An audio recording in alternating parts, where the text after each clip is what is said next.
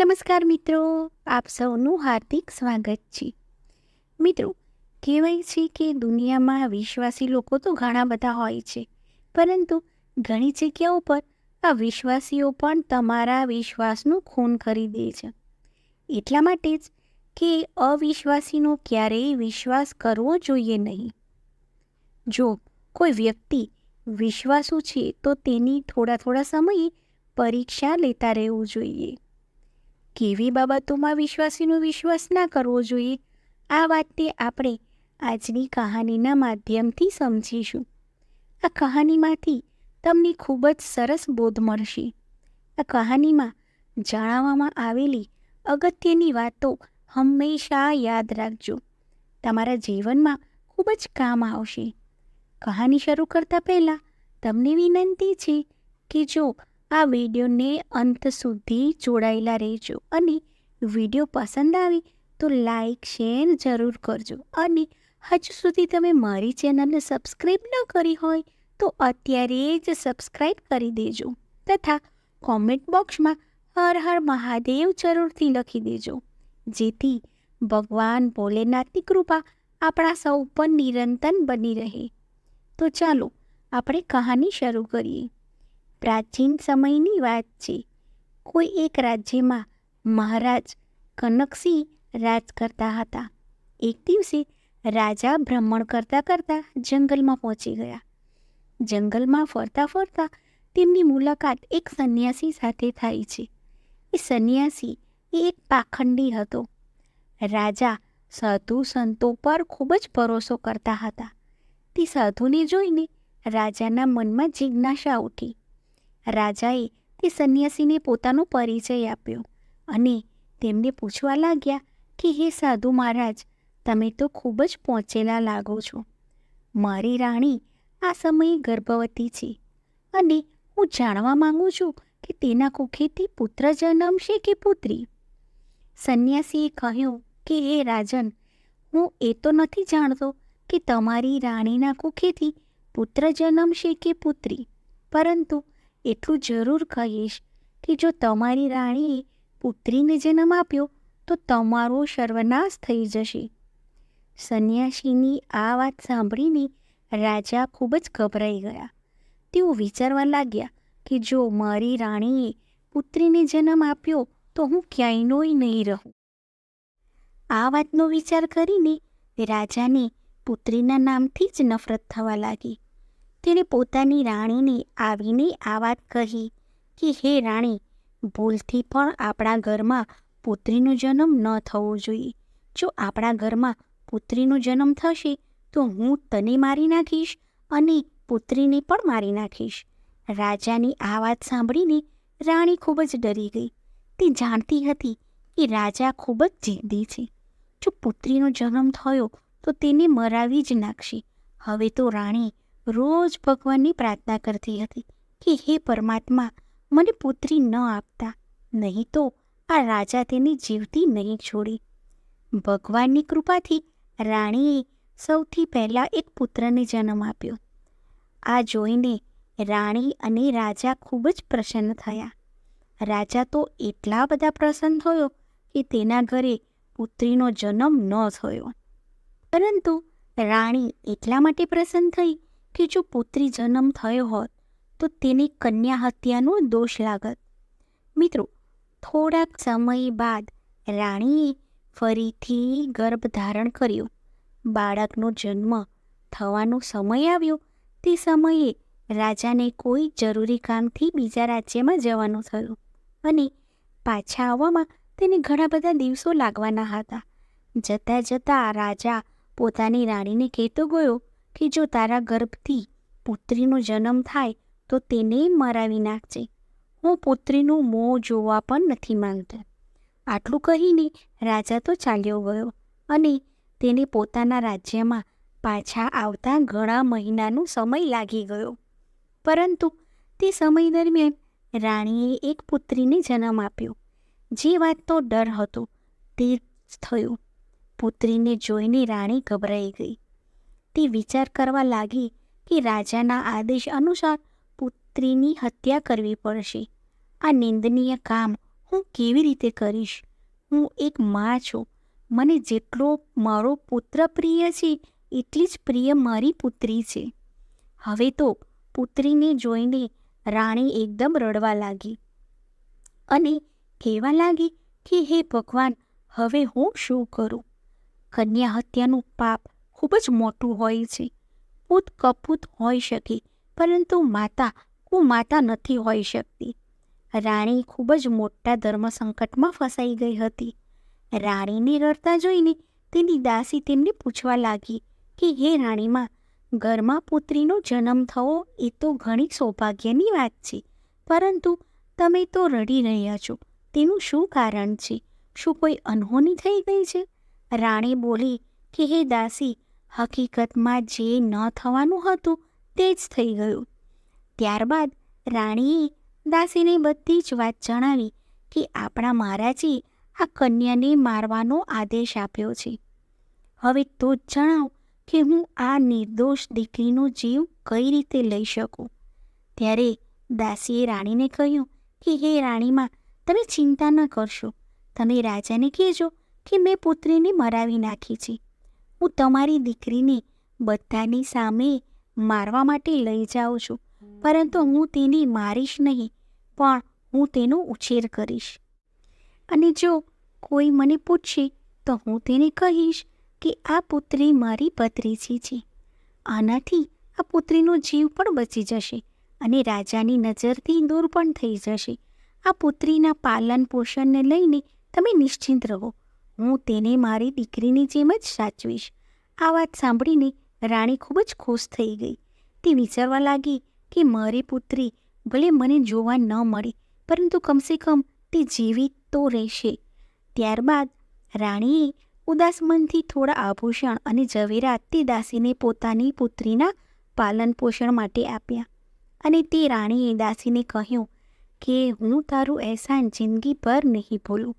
જ્યારે તને ધનની જરૂર પડશે ત્યારે આનાથી પણ વધારે ધન હું તને આપીશ, પરંતુ મારી દીકરીનું આ રાજ ક્યારે પણ ખુલવા ન દેતી.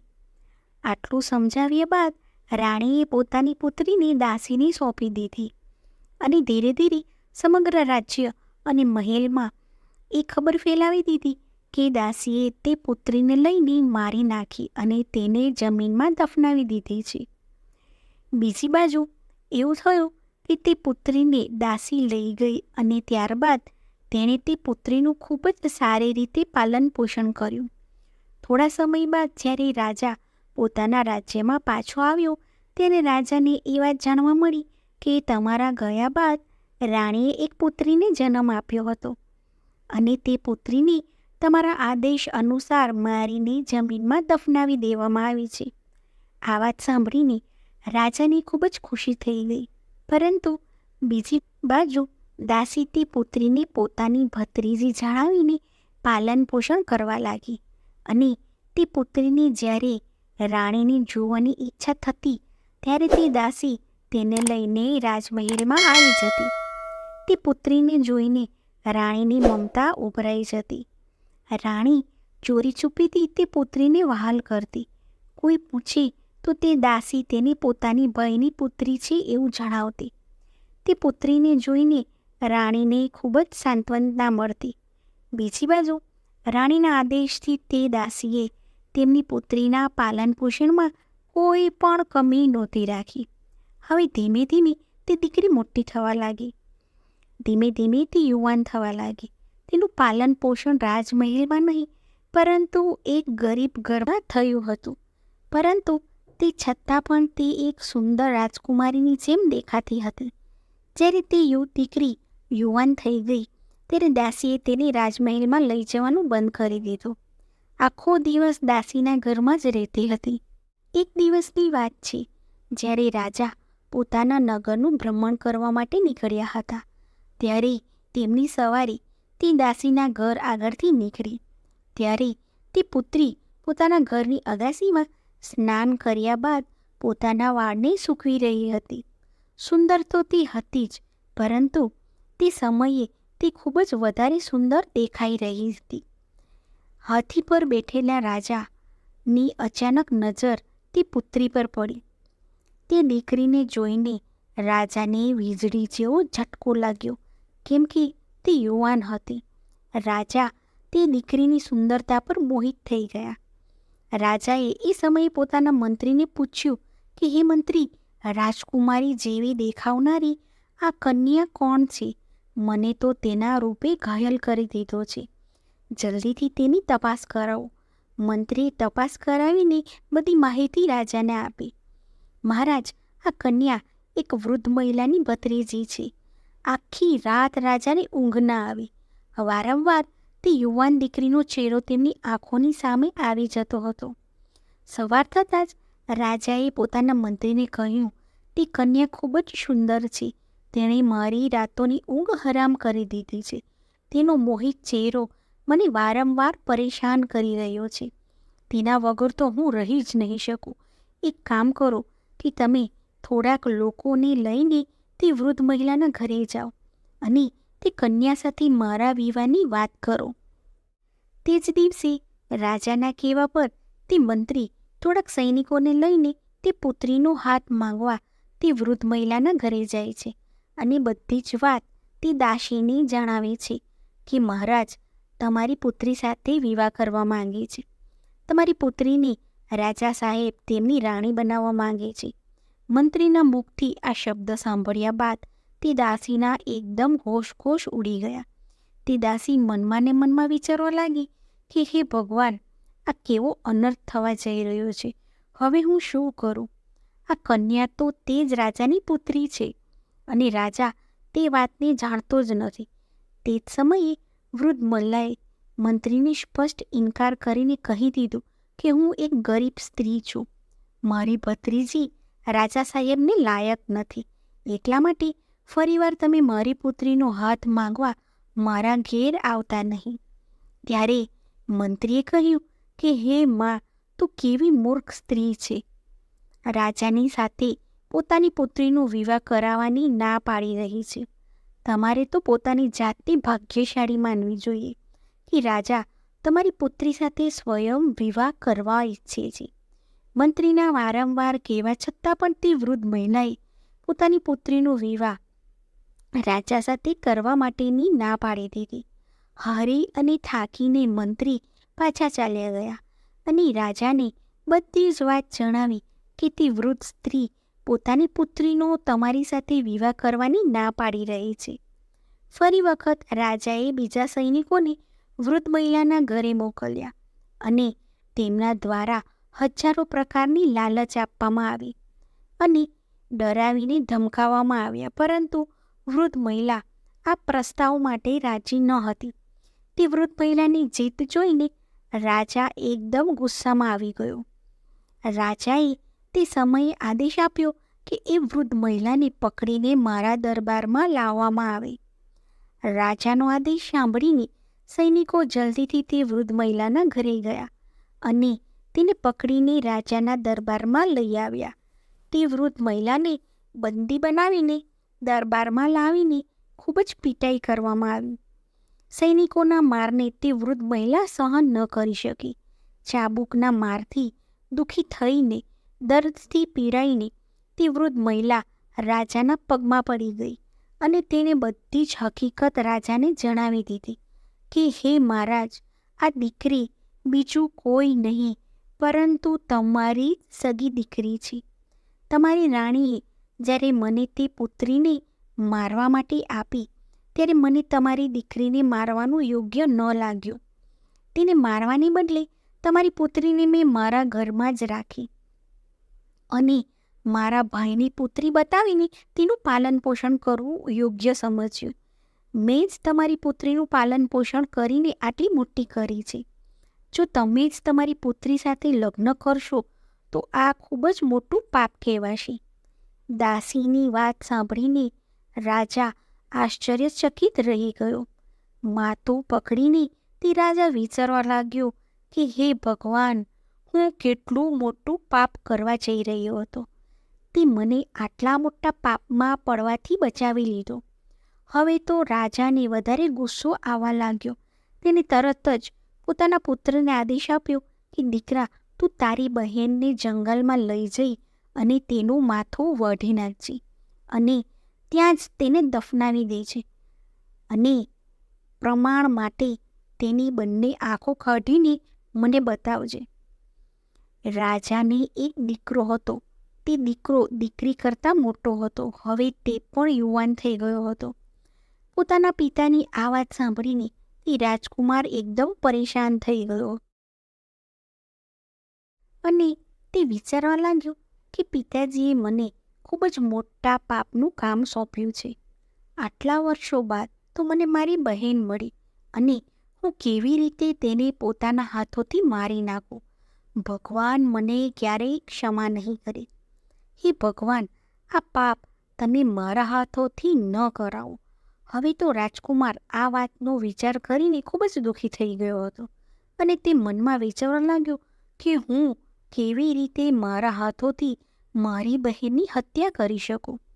હું કેવી રીતે મારા બહેનની આંખો નીકાળીશ. જો હું મારી બહેનની હત્યા કરવાની ના પાડીશ તો રાજા સાહેબ ખૂબ જ જિદ્દી છે.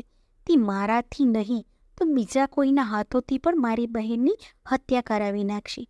હવે મજબૂર થઈને તે રાજકુમાર પોતાની બહેનને લઈને જંગલ તરફ જવા લાગ્યો, કેમ કે તેને જવાનું હતું. તેના પિતાનો આદેશ હતો. પોતાની બહેનને જંગલમાં લઈ જતા એક ભાઈનો પ્રેમ પોતાની બહેન માટે ઉભરાઈ રહ્યો હતો અને તે પોતાની બહેનને કહેવા લાગ્યો કે હે બહેન, કોઈ પણ સંજોગોમાં હું તારી હત્યા નહીં કરું. હું તને અહીં જંગલમાં છોડી દઉં છું. હવે આગળ તારી કિસ્મત કે તારી સાથે શું કરે છે. ત્યારે બહેને જવાબ આપ્યો કે ભાઈ, તમે મને મારી નાખો અને મને મારીને મારી આંખો કાઢીને પિતાજીને પ્રમાણ માટે લઈ જાઓ, અને જો તું મારી આંખો કાઢીને નહીં લઈ જાઓ તો આપણા પિતાજી તને પણ મારી નાખશે. તે સમયે બંને ભાઈ બહેન એકબીજાને ભેટીને ખૂબ જ રડી રહ્યા હતા. તેમના પર દુઃખોનો પહાડ તૂટી પડ્યો હતો. તેમને કંઈ પણ સમજમાં નહોતું આવી રહ્યું કે હવે શું કરે. અંતમાં રાજકુમાર એ નિર્ણય પર પહોંચ્યો અને નિશ્ચય કર્યો કે તે પોતાની બહેનને નહીં જ મારે. તેણે પોતાની બહેનને સમજાવ્યું કે બહેન, હું તને જંગલમાં છોડીને જઈ રહ્યો છું. આગળ ભગવાનની ઈચ્છા કે તે તારી સાથે શું કરે છે. હું પિતાજીની સામે કોઈને કોઈ બહાનું જણાવી દઈશ. આટલું કહીને રાજકુમારે પોતાની બહેનને જંગલમાં છોડી દીધી અને તે પાછો મહેલ તરફ ચાલવા લાગ્યો. આગળ જતાં જંગલમાં તેને એક હરણ જોવા મળ્યું. તેણે તરત જ તે હરણનું વધ કરી દીધું અને તેની બંને આંખો કાઢી લીધી. ત્યારબાદ તે પોતાના પિતાની સામે પહોંચી ગયો. હરણની બંને આંખો બતાવીને કહેવા લાગ્યો કે પિતાજી, મેં મારી બહેનને મારીને એક નદીમાં ફેંકી દીધી છે. તેની બંને આંખો કાઢી લીધી છે. આંખો જોઈને તે રાજાને ભરોસો થઈ ગયો કે મારા પુત્રએ તેની બહેનને મારી નાખી છે. આ સાંભળીને રાજા ખૂબ જ પ્રસન્ન થયો. બીજી બાજુ રાણીએ પોતાના પુત્રને પોતાની પાસે બોલાવ્યો અને પૂછ્યું કે દીકરા, તું સાચે જ પોતાની બહેનને મારીને આવ્યો છે? ત્યારે રાજકુમાર કહે છે કે હે માં, હું તમારી સામે જૂઠું નહીં બોલું. મેં મારી બહેનને નથી મારી, પરંતુ હું તેને જંગલમાં છોડીને આવી ગયો છું. આ સાંભળીને રાણીને ખૂબ જ પ્રસન્નતા મળી. તે ભગવાનને પ્રાર્થના કરવા લાગી કે હે ભગવાન, તમારો ખૂબ ખૂબ આભાર કે તમે મારા પુત્રને સદબુદ્ધિ આપી. મારી દીકરી જંગલમાં એકલી ભટકી રહી હશે. તમે તેની રક્ષા કરજો અને તેને એવી જગ્યાએ પહોંચાડજો કે તેની જીવનની નાવ પાર થઈ જાય. બીજી બાજુ તે રાજકુમારી જંગલમાં પાન અને ફળ ખાઈને પોતાનું જીવન પસાર કરવા લાગી. કાંટાળી ઝાડીઓ વચ્ચે ફરતા ફરતા તેના વસ્ત્રો પણ ફાટી ગયા હતા. તે અર્ધનગ્ન અવસ્થામાં એ જંગલમાં ભટકી રહી હતી. જંગલમાં ઘણા બધા દિવસો પસાર થઈ ગયા. એક દિવસ એવો પણ આવી ગયો કે તેના શરીર પણ એક પણ વસ્ત્ર બચ્યું નહીં. તે વૃક્ષો પરના ફળ ફૂલ ખાઈને પોતાનું જીવન પસાર કરી રહી હતી અને ગાઢ ઝાડીઓ વચ્ચે સૂઈ જતી હતી. એક દિવસે એક બીજા રાજ્યનો રાજા ચંદ્રભાન તે જંગલમાં શિકાર કરવા માટે આવ્યો. બીજી બાજુ રાજકુમારી વૃક્ષો પરથી ફળ તોડીને ખાઈ રહી હતી. જેવો જ તેના કાનમાં ઘોડાનો અવાજ સંભળાયો ત્યારે રાજકુમારી ગાઢ ઝાડીઓની વચ્ચે સંતાઈને બેસી ગઈ. સંજોગોના કારણે તે રાજા આ જ વૃક્ષની નીચે આવીને વિશ્રામ કરવા બેસી ગયો. અચાનક તે રાજાની નજર તે ઝાડીઓની વચ્ચે ગઈ. તેણે જોયું કે ઝાડીઓની વચ્ચે કોઈ બેઠો છે. કોઈ મનુષ્યની આકૃતિ નજર આવી રહી હતી. રાજાએ તરત જ અવાજ કર્યો કે તું કોણ છે અને આ ઝાડીઓની વચ્ચે શું કરી રહ્યો છે? તમે જે કોઈ પણ હો તરત જ બહાર આવી જાઓ. હું વિશ્વાસ આપું છું કે હું તમને કોઈ પણ પ્રકારની હાનિ નહીં પહોંચાડું. રાજાની વાત સાંભળીને તે ઝાડીઓની વચ્ચેથી રાજકુમારીએ અવાજ કર્યો કે હે રાહગીર, હું એક દુઃખી લાચાર સ્ત્રી છું. મારા શરીર પર એક પણ વસ્ત્ર નથી. હું નિવસ્ત્ર છું. તમે મને કોઈ વસ્ત્ર આપશો તો હું તેને પહેરીને બહાર આવીશ. કોઈ સ્ત્રીનો અવાજ સાંભળીને રાજા આશ્ચર્યચકિત થઈ ગયો કે આ જંગલની વચ્ચે આ સ્ત્રી શું કરી રહી છે? જરૂર કોઈ બિચારી દુખિયારી હશે. ત્યારે રાજાએ એક ચાદર પોતાના ગળામાંથી લટકાવી હતી. તેને તે ઝાડીઓ વચ્ચે ફેંકી. ત્યારબાદ તે રાજકુમારી તે ચાદરથી પોતાના શરીરને ઢાંકી દીધું અને તે રાજા ચંદ્રભાનની સામે આવી.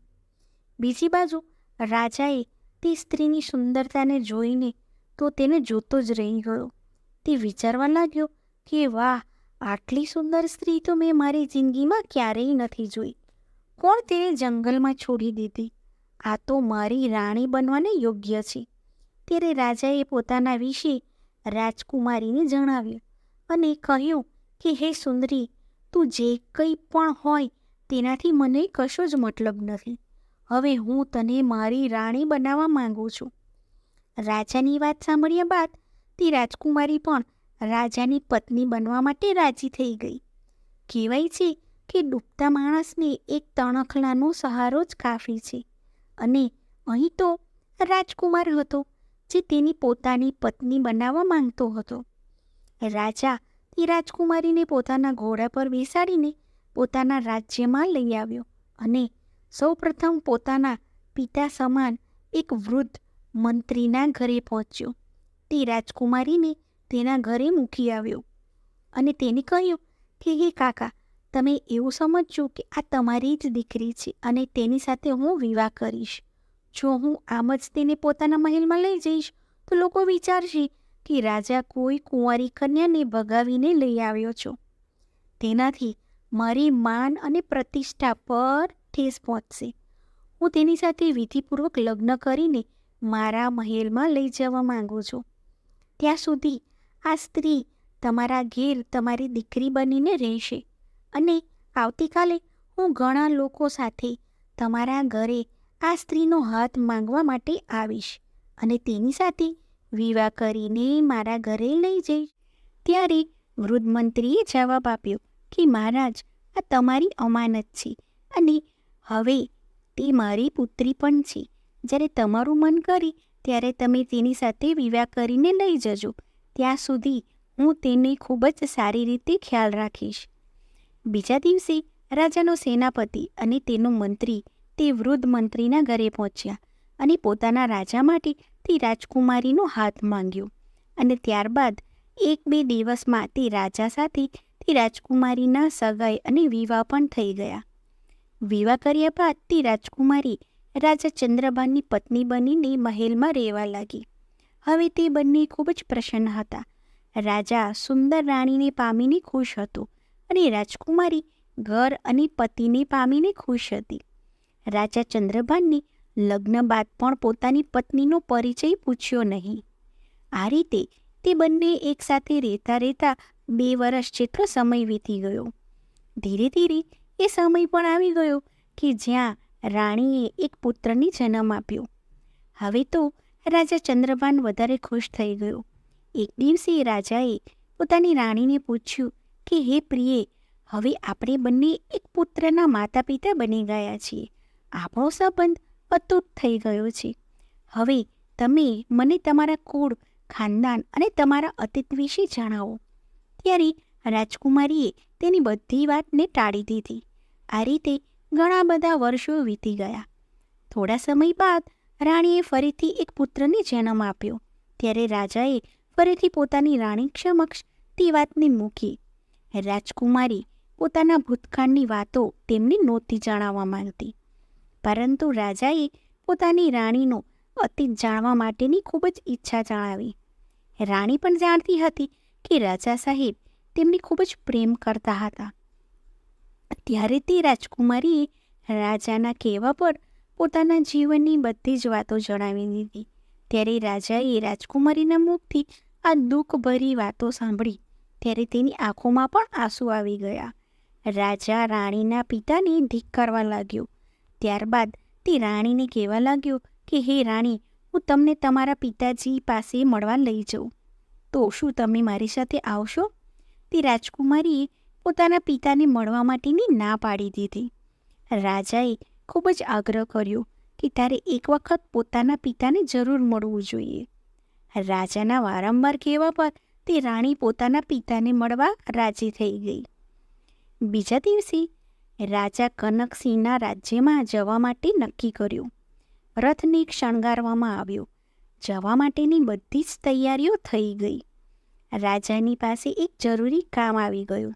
રાજાને ખૂબ જ જલ્દીથી એક બીજા શહેરમાં જવાનું હતું. ત્યારે રાજાએ તેના મંત્રી અને સેનાપતિને કહી દીધું કે તમે એક સેનાની ટુકડી લઈને રાણીની સાથે જાઓ. હું મારું કામ પતાવીને ત્યાં જ આવી જઈશ. આ રીતે રાજા ચંદ્રબાને સૈનિકોની સાથે પોતાની રાણીને રાજા કનકસિંહને ત્યાં મોકલી દીધી. તેણે રાણીને સમજાવી દીધી કે પોતાના પિતાજીને ત્યાં જઈને તું ગભરાતી નહીં. હું તમારા પહોંચતા પહેલાં જ તારા માતા પિતાની પાસે પહોંચી જઈશ. બીજી બાજુ રાજાના સૈનિકો અને મંત્રી સેનાની ટુકડી લઈને તે રાણીની સાથે રાજાના રાજ્ય તરફ જવા રવાના થઈ ગયા. રાજા ચંદ્રબાનના રાજ્યથી રાજા કનકસિંહનું રાજ્ય ખૂબ જ દૂર હતું. એટલા માટે જતાં જતાં રસ્તામાં રાત પડી ગઈ. એક જગ્યાએ તેમણે તંબુ લગાવીને વિશ્રામ કરવાનું નક્કી કર્યું. આખી રાત ત્યાં જ રોકાઈને આરામ કરવાનું નક્કી કર્યું હતું. જે જગ્યાએ રાજકુમારીનો તંબુ બાંધવામાં આવ્યો હતો તે જગ્યાએ મંત્રીનો પણ તંબુ બાંધવામાં આવ્યો. બાજુમાં મંત્રીનો તંબુ જોઈને તે રાજકુમારી કહેવા લાગી કે શું તમે જાણો છો કે હું રાજાની રાણી છું અને એક રાજાની પત્ની પણ છું, તો મારી બરાબર તમારો તંબુ કેમ લગાવ્યો છે? તમે તમારો તંબુ ઉઠાવીને કોઈ બીજી જગ્યાએ બાંધી દો. ત્યારે મંત્રીએ જવાબ આપ્યો કે હે રાણીમાં, મહારાજે અમને તમારી સાથે દેખરેખ રાખવા માટે મોકલ્યા છે. જો તમને કે તમારા દીકરાઓને કંઈ થયું તો અમે રાજાને શું જવાબ આપીશું? અહીં એક બાજુ રાજકુમારીના વારંવાર ના પાડવા છતાં પણ મંત્રી માન્યો નહીં. બીજી બાજુ સાંજે બધાએ ભોજન કર્યું. બધા ચાલીને આવ્યા હતા એટલે થાકી ગયા, એટલે બધા જલ્દીથી સૂઈ ગયા. રાત્રિના બીજા પોરમાં તે મંત્રી હતો તે રાજકુમારીના તંબુમાં ઘૂસી. જેવો મંત્રી રાજકુમારીના તંબુમાં ઘૂસ્યો ત્યારે તરત જ રાજકુમારી એકદમ ઉઠીને ત્યાં બેસી ગયા. રાણીને તે મંત્રીની ખરાબ મનસાની જાણ થઈ ગઈ. હવે રાણીને ખબર પડી ગઈ કે તે મંત્રીના દિમાગમાં કોઈને કોઈ પ્રકારની ખોટ છે. જેવો જ મંત્રી પોતાના તંબુમાં જોયો એટલે રાણી જોરથી ચિલ્લાઈ અને કહ્યું, ખબરદાર, જો મને સ્પર્શ કરી છે તો મારા તંબુમાંથી અત્યારે જ નીકળી જાઓ. રાણીએ તે મંત્રીને વારંવાર પોતાના તંબુમાંથી બહાર નીકળવા માટે કહ્યું, પરંતુ મંત્રીએ કોઈ પણ પ્રકારની વાત માની નહીં. મંત્રી ધીરે ધીરે આગળ વધી રહ્યો હતો. ત્યારે રાણીએ જવાબ આપ્યો કે હે દુષ્ટ મંત્રી, શું તને અંદાજો છે કે તું આ શું કરવા જઈ રહ્યો છે? ભલાઈ ઈચ્છું છું તો અત્યારે જ તંબુમાંથી બહાર નીકળી જા. રાણીની વાત સાંભળીને મંત્રીએ નજરઅંદાજ કરી દીધી. ત્યારે તે સમયે તે રાણીએ પોતાના મોટા પુત્રને તે મંત્રીની સામે ઊભો કરી દીધો. ત્યારબાદ રાણીએ તે મંત્રીને ભગવાન અને પોતાના પુત્રનો સોગંદ આપ્યા, તેમ છતાં તે મંત્રી પાછો જવા માટે તૈયાર ન થયો. તે મંત્રીના દિમાગમાં શૈતાન ઘૂસી ગયો હતો. તે વાસનામાં આંધળો થઈ ગયો હતો. તે સમયે તેને કંઈ પણ દેખાઈ નહોતું રહ્યું. તેના દિલ અને દિમાગમાં રાણીનો સુંદર ચહેરો વસી ગયો હતો. મંત્રી આગળ વધ્યો અને તલવાર કાઢીને રાણીના મોટા દીકરાનું માથું ધડથી અલગ કરી દીધું. પોતાના પુત્રનું માથું કપાયા બાદ તે રાણી સમજી ગઈ કે આ દુષ્ટ મંત્રી હવે માનશે નહીં. ત્યારે પોતાની લાજ બચાવવા માટે રાણીએ નરમ સ્વભાવ કરીને કહ્યું, તમે થોડીવાર થોભી જાઓ, હું હમણાં જ આવું છું. ત્યારબાદ તમારા મનમાં જે હોય તે તમે કરી લેજો. આટલું કહ્યા બાદ રાણી પોતાના તંબુમાંથી બહાર નીકળી ગઈ અને ત્યાંથી ભાગીને જંગલમાં ચાલી ગઈ. સવાર પડતા સુધી રાણી જંગલમાં છુપાઈને રહી. જ્યારે સવાર થતાં તે ત્યાંથી પોતાના તંબુમાં આવી ત્યારે તેણે જોયું કે પોતાના પુત્રનું માથું ત્યાં કપાઈને પડ્યું હતું અને તેનું ધડ અલગ પડ્યું હતું. પોતાના પુત્રની લાશ જોઈને રાણીની હાલત વધારે ખરાબ થઈ ગઈ, પરંતુ તે કંઈ પણ કરી શકે તેમ નહોતી. તે શૈતાનની સામે તે લાચાર હતી. પોતાના પુત્રના મૃત્યુથી દુઃખી થઈને તે રાણીએ તે મંત્રીની સાથે આગળ ચાલવા લાગી. ચાલતા ચાલતા સાંજ પડી ગઈ અને તે કોઈ એક બીજી જગ્યાએ રોકાઈ ગયા. બીજી રાત્રિ માટે ત્યાં તંબુ બાંધવામાં આવ્યા. ત્યારે રાણીના તંબુની પાસે જ સેનાપતિનો તંબુ બાંધવામાં આવ્યો. ત્યારે રાણીએ સેનાપતિને બોલાવીને કહ્યું કે તમે તમારા તંબુને અહીંથી દૂર બાંધી દો.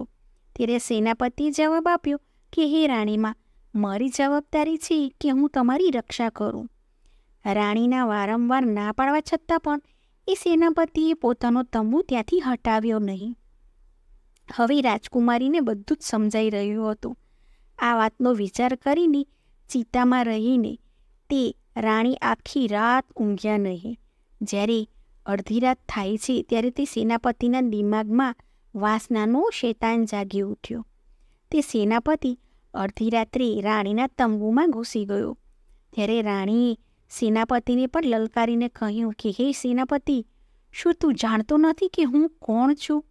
તને ખબર હોવી જોઈએ કે હું એક રાજાની પત્ની છું, રાજાની પુત્રી પણ છું.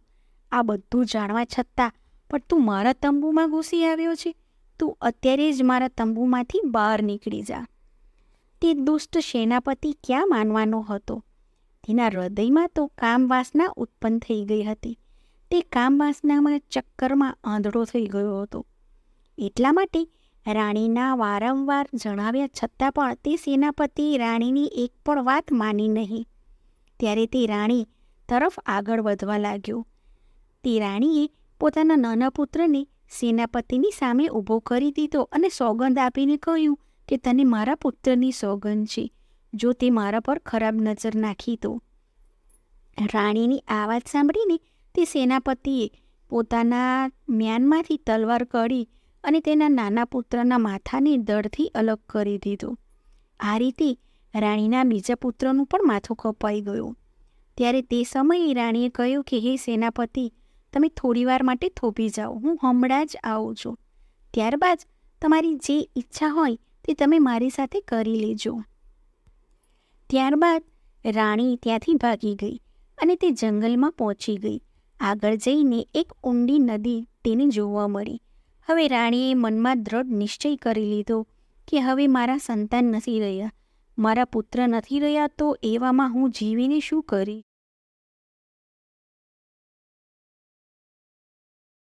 આવો નિર્ણય કરીને તે મરવાના ઉદ્દેશથી નદીમાં કૂદી પડી. પરંતુ પાણીનો પ્રવાહ એટલો બધો તેજ હતો કે જેવી જ રાણી તે નદીમાં કૂદી ત્યારે પાણીનો પ્રવાહ તેને પોતાની સાથે લઈ ગયો. જંગલના એક કિનારા તે નદી વહી રહી હતી. નદીમાં વહેતા વહેતા તે જંગલના એક કિનારે પહોંચી ગઈ. સવાર પડી ગઈ હતી.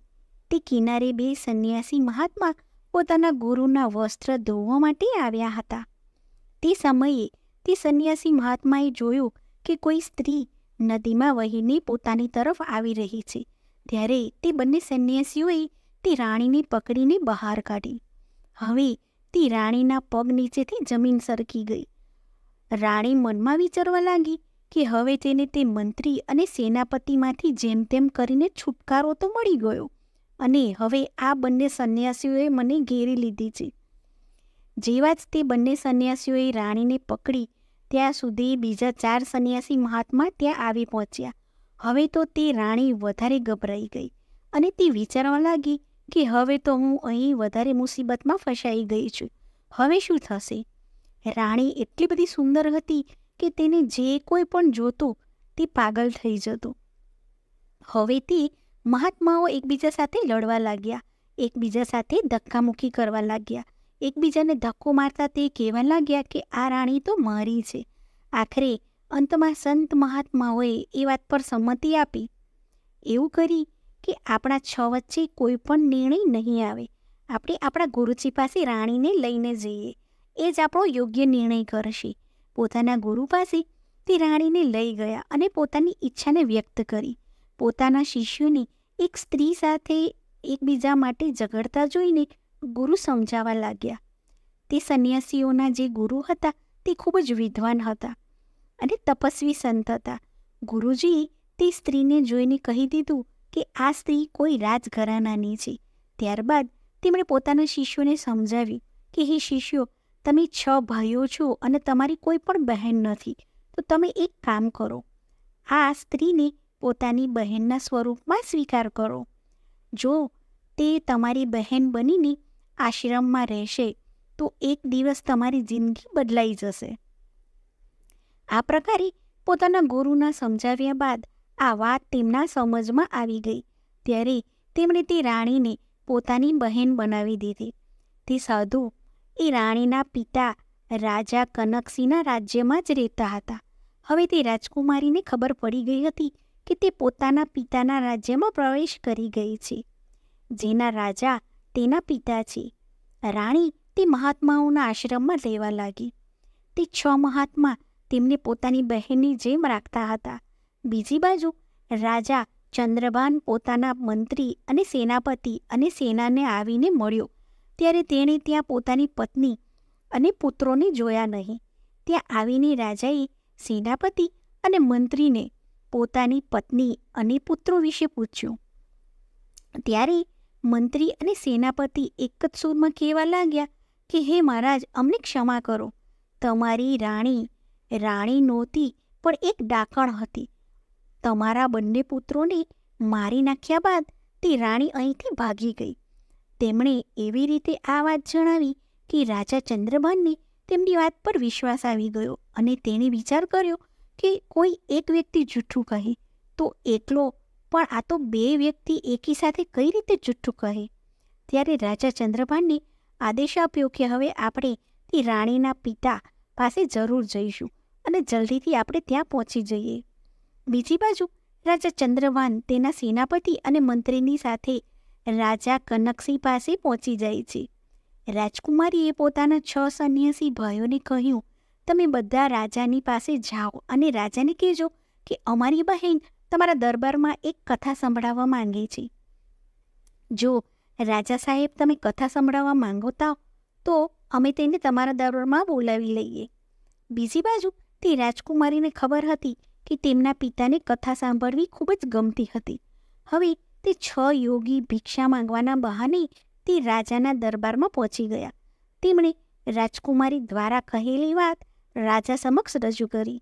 સંન્યાસીઓની વાત સાંભળીને રાજાએ તરત જ મંજૂરી આપી દીધી અને જો મને તમારી બહેનની કથા પસંદ આવશે તો તમારી બહેનને અમે અમારા મહેલમાં કથા સાંભળવા માટે રાખી જ લઈશું.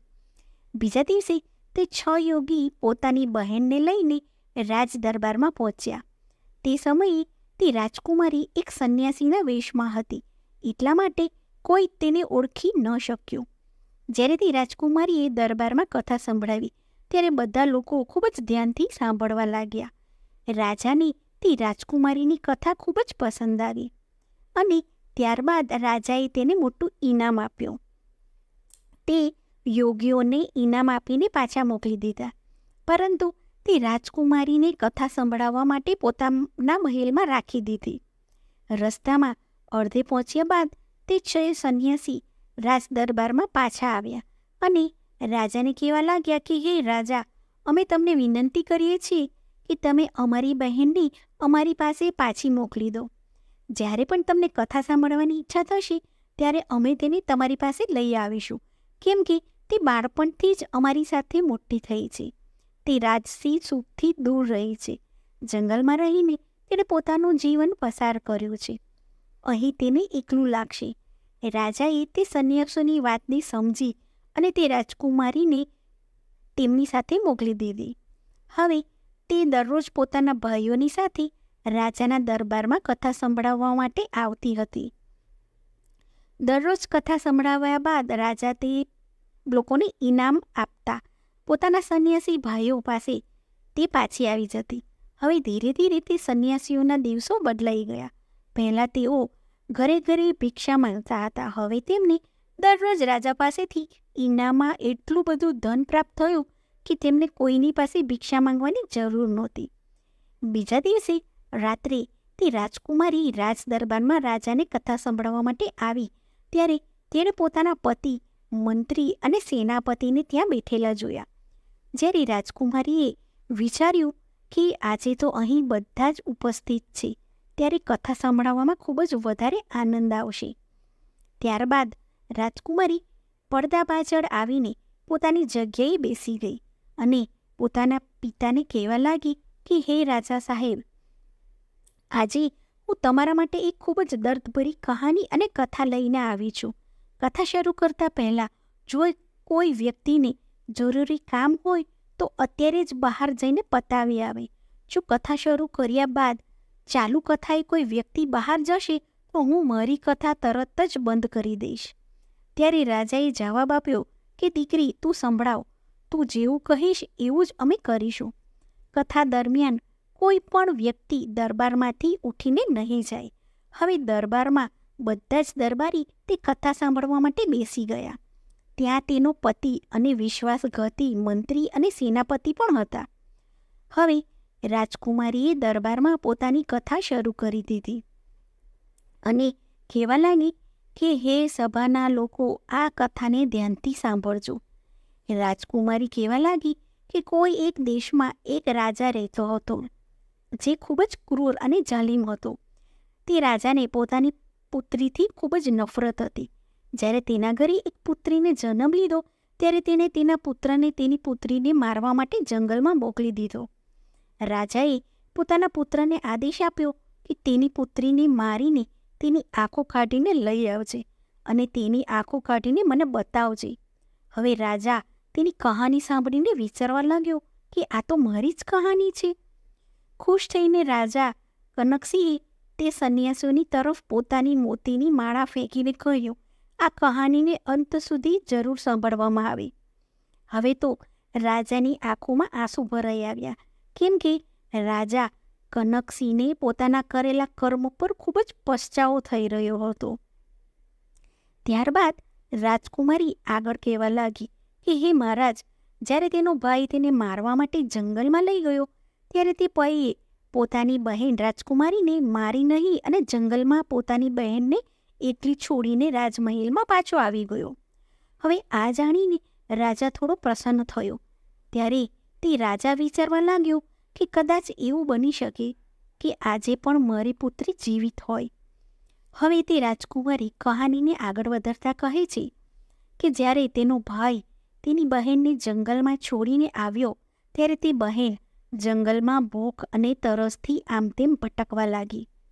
ભૂખ લાગવા પર વૃક્ષના પાન અને ફળ ફૂલ ખાવા લાગી. આ રીતે તેને પોતાની જાતને જીવિત રાખી. આમ જંગલમાં રહેતા રહેતા તેના શરીર પર એક પણ વસ્ત્ર રહ્યું નહીં. ત્યારે ઘોડા પર સવાર થઈને ફરતા ફરતા ત્યાં એક માણસ આવ્યો. તે માણસ કોઈ એક રાજ્યનો રાજા હતો. તેની નજર જ્યારે રાજકુમારી ઉપર પડી ત્યારે રાજકુમારી નિવસ્ત્ર હતી. તે રાજાએ એ રાજકુમારીને તેનું શરીર ઢાંકવા માટે પોતાની ચાદર આપી અને ત્યાંથી તેને પોતાના નગરમાં લઈ આવ્યો અને કંઈ પણ જાણ્યા વગર રાજાએ તે રાજકુમારી સાથે લગ્ન કરી લીધા. રાજકુમારી કહાની સંભળાવી રહી હતી અને રાજા ચંદ્રભાન સમજી ગયો કે આ તો તેની જ કહાની છે.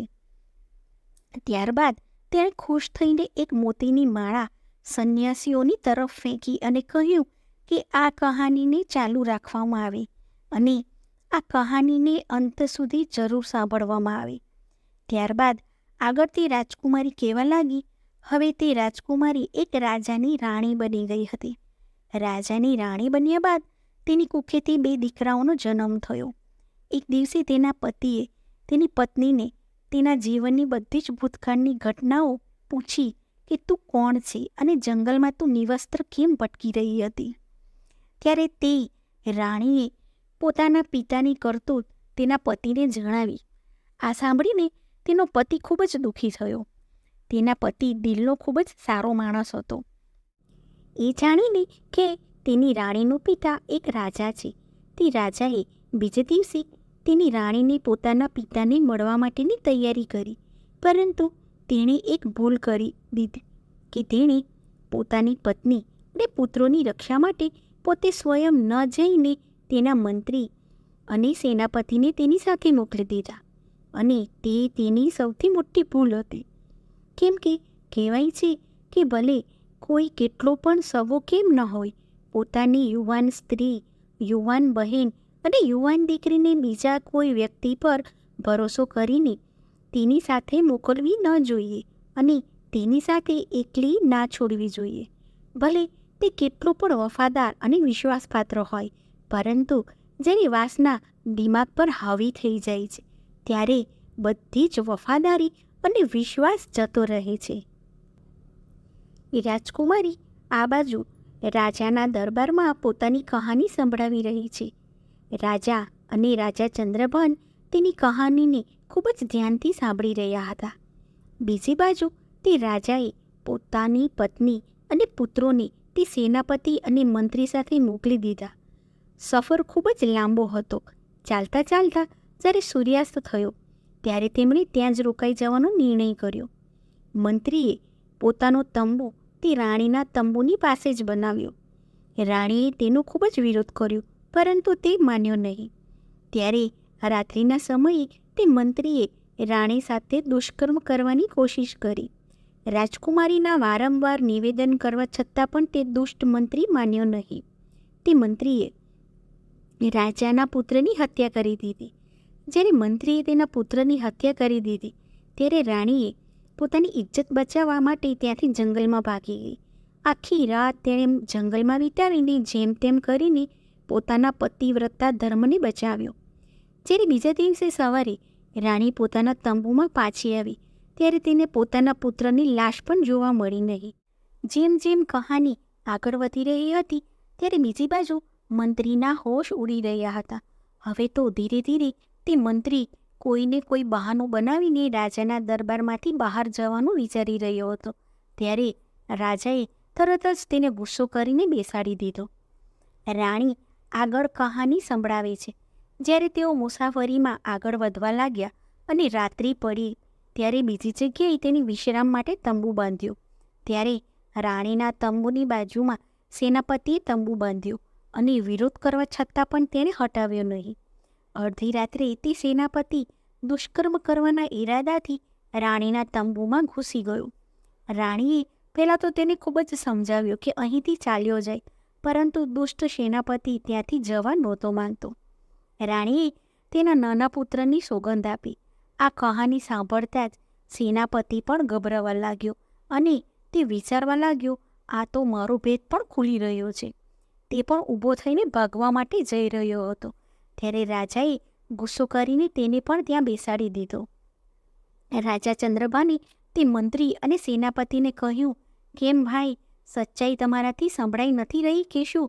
સેનાપતિ પણ પોતાનું મોં લટકાવીને ત્યાં બેસી ગયો. બીજી બાજુ કહાની ચાલુ જ હતી. રાજકુમારી કહેવા લાગી.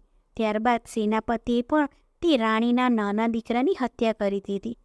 સેનાપતિ મનમાં કામવાસના વિકાર સાથે રાણી તરફ આગળ વધવા લાગ્યો.